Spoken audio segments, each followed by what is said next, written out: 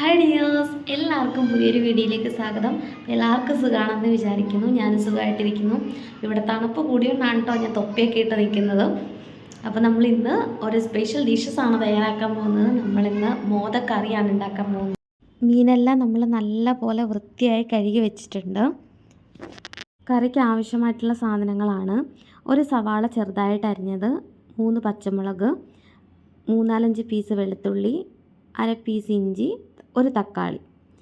ഇനി നമുക്ക് ചട്ടി അടപ്പത്ത് വെച്ച് നല്ല പോലെ ഒന്ന് ചൂടായി വരുമ്പോൾ അതിലേക്ക് എണ്ണ ഒഴിച്ചു കൊടുക്കാം. എണ്ണ നന്നായി ചൂടായി വന്നിട്ടുണ്ട്. ഇനി അതിലേക്ക് കടുകിട്ട് കൊടുക്കാം. കടുകെല്ലാം നല്ല പോലെ പൊട്ടി വന്നിട്ടുണ്ട്. ഇനി ഇതിലേക്ക് നമുക്ക് അരിഞ്ഞു വെച്ചിരിക്കുന്ന വെളുത്തുള്ളി ചേർത്ത് കൊടുക്കാം. ഇതിൻ്റെ കൂടെ തന്നെ ഇഞ്ചിയും പച്ചമുളകും നമുക്ക് ചേർത്ത് കൊടുക്കാവുന്നതാണ്. അത് നല്ല പോലെ ഒന്ന് ഫ്രൈ ആയിട്ട് വരണം. ഒരു ബ്രൗൺ കളറൊക്കെ ആകുമ്പോഴത്തേക്ക് നമുക്ക് ഇതിലേക്ക് സവാള കൂടി ചേർത്ത് കൊടുക്കാം. ഇനി സവാളയും നല്ല പോലെ ഒന്ന് വഴണ്ടി വരണം. ഇപ്പോൾ ഏകദേശം സവാളയൊക്കെ ഒന്ന് വഴണ്ടി വന്നിട്ടുണ്ട്. ഇനി ഇതിലേക്ക് തക്കാളി ചേർത്ത് കൊടുക്കാം. ഞാനൊരു വലിയ തക്കാളിയാണ് എടുത്തിരിക്കുന്നത്. ഇനി തക്കാളിയും സവാളയും ഒക്കെ നല്ല പോലെ ഒന്ന് വാടി വരാനായിട്ട് നമുക്ക് 5 മിനിറ്റ് ഒന്ന് അടച്ചു വെച്ച് വേവിച്ചെടുക്കാം. അത് വഴണ്ടി വരുന്ന സമയം കൊണ്ട് നമുക്ക് പൊടികളെല്ലാം ഒരു പാത്രത്തിലേക്ക് എടുക്കാം. ഞാനിവിടെ 4 സ്പൂൺ മുളക് പൊടി, 1/2 ടീസ്പൂൺ മഞ്ഞൾപ്പൊടി, 2 ടീസ്പൂൺ മല്ലിപ്പൊടി, ഇവയെല്ലാം എടുത്തിരിക്കുന്നത്. ഇനി നല്ല പോലെ ഒന്ന് മിക്സ് ചെയ്തെടുക്കാം. നമ്മളിങ്ങനെ തയ്യാറാക്കുമ്പോഴത്തേക്ക് പൊടികളൊന്നും കരിഞ്ഞു പോകില്ല. അല്ലാതെ നമ്മൾ ഡയറക്റ്റായിട്ട് പൊടികൾ ചേർത്ത് കൊടുക്കുകയാണെങ്കിൽ പൊടികൾ കരിയാനായിട്ട് ചാൻസ് ഉണ്ട്. അതുകൊണ്ടാണ് നമ്മളെല്ലാം കൂടി മിക്സ് ചെയ്തിട്ട് ഒരുമിച്ച് ചേർത്ത് കൊടുക്കുന്നത്. തക്കാളിയൊക്കെ ഏകദേശം നല്ല പോലെ പേസ്റ്റ് പരുവത്തിലായിട്ടുണ്ട്.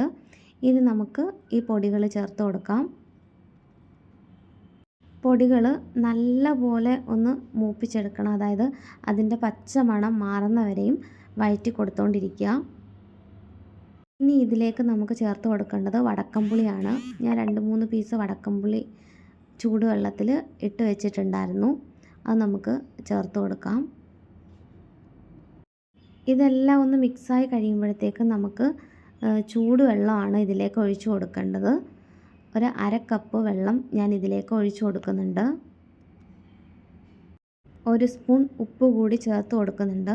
അതിനുശേഷം ഒന്ന് അടച്ച് വെച്ച് വേവിച്ചെടുക്കാം.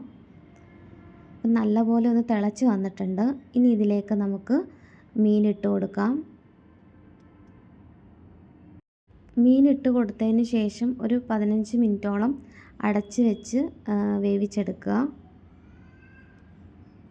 അപ്പോൾ മീനെല്ലാം ഏകദേശം നല്ലപോലെ വെന്ത് വന്നിട്ടുണ്ട്.